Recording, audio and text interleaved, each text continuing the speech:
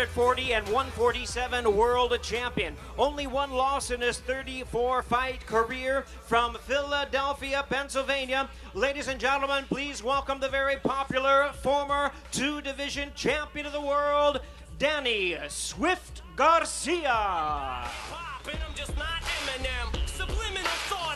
like it was nice. It raised their profile. You know, Showtime in 2017 was, can you say 2017 was Showtime's biggest year? I can say that. Now, today, January the 24th, 2018, Showtime had a high-profile press event in New York where, as you can see, they had all their champions there, and basically announced their lineup. What we're going to do during this video, obviously we can't watch the whole thing, what we're going to do during this video is we're going to go through all of the fights that they announced today. The only issue I have is a lot of the fights that they announced, or all of the fights that they announced that we already knew, or there was rumors, or at least media knew was in the works. So there wasn't any bombshells like, oh shit, motherfucking this is happening. Nah, it wasn't any of those. So let's go look at it. I'm TstreeT Controversy. This is TstreeT Controversy Live. I cover every single major fight live. So, the 2018 boxing schedule includes, wait, let's start from right here. They already did Spence versus Peterson. We're going to go full screen. They already did Spence versus Peterson. Garcia versus Rios is in the Mandalay Bay Event Center in Las Vegas, February the 17th.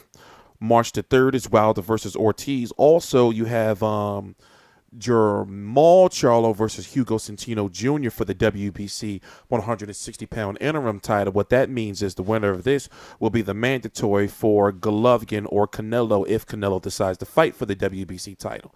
So it's a very big fight for both of those fighters. March the 10th, Mikey Garcia versus Sergey Lempinets.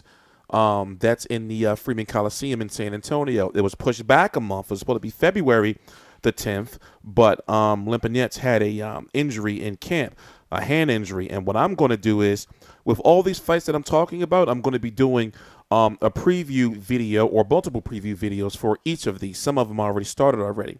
April the 7th is going to be WBA 154-pound champion Erislandy Lara and IBF 154-pound champion Jarrett Swift Hurd. The location is to be determined, you know, so they're trying to figure out where they're going to put that. Broner versus Figueroa was announced. We heard that in the works for quite some time. That's going to be in Brooklyn.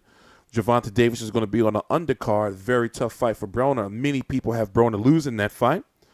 You got Thurman, who's returning May the 19th, right? After being off for over a year, he'll be stepping. By the time he steps in the ring, it'll be 14 months since he fought Danny Garcia in March of 2017.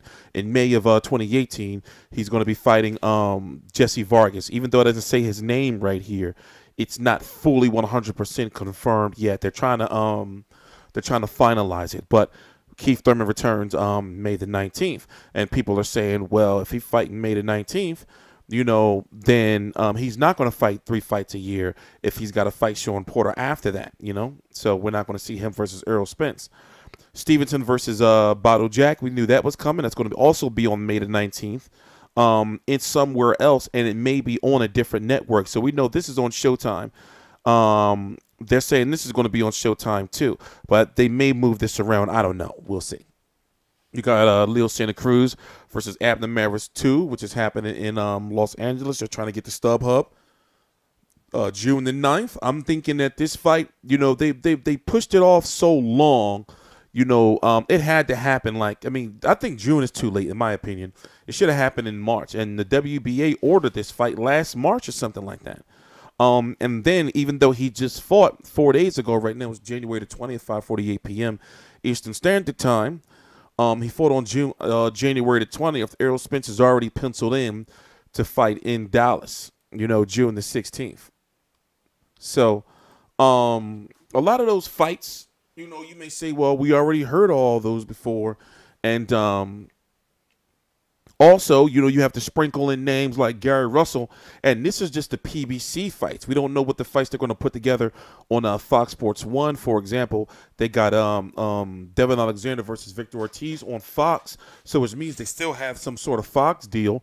Right now, I like the schedule. It's active and also it's innovative where it's a whole 6 months full of fights. So these fighters know who they're going to be fighting, you know. So to each his own. But anyway, I'm TstreeT Controversy. This is TstreeT Controversy Live. I cover every single major fight live. Please subscribe. All links to my social media. Oh, I didn't talk about basically the whole point of the press conference.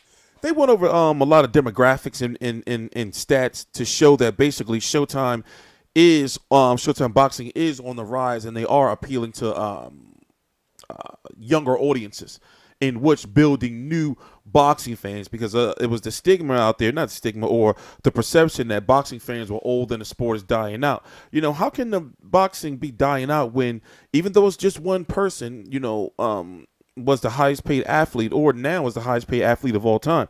You know, well, he's not there with Jordan yet, you know, but Floyd Mayweather is getting up there, especially if he continues, you know, if he finds 2 other money grabs before he turns 45 or some shit like that, you know. So right now, people say boxing is dying. You know, it's not. It's just that we don't have those figures over here in the United States that can bring in that type of revenue now that Floyd Mayweather and Manny Pacquiao are on their way out. The guys that can sell 1 million pay-per-view buys. Now you got I was gonna say Deontay Wilder. You got Anthony Joshua over in the UK who's killing that market. You know, they're doing major shit over there in the UK. He's selling out 70,000 stadiums, 3 straight fights. So boxing is not dying. We're just having some issues here in the United States. And, of course, people are going to say, well, Showtime is destroying HBO and everything. They go through their phases. One, you know, Showtime may be doing good at one point in time, except now Showtime has been pretty consistent since when did they go over there? 2013, when Golden Boy went over there, you know, with the whole Al Heyman thing before Golden Boy went back and everything. I think that was in 2013. They had that bad year where PBC had just started and Heyman Fighters was fighting on those free network fights, you know. But now, over the last couple of years, they've been really consistent and have been making the fights, you know, that fans want to see and not bullshitting around too long, you know.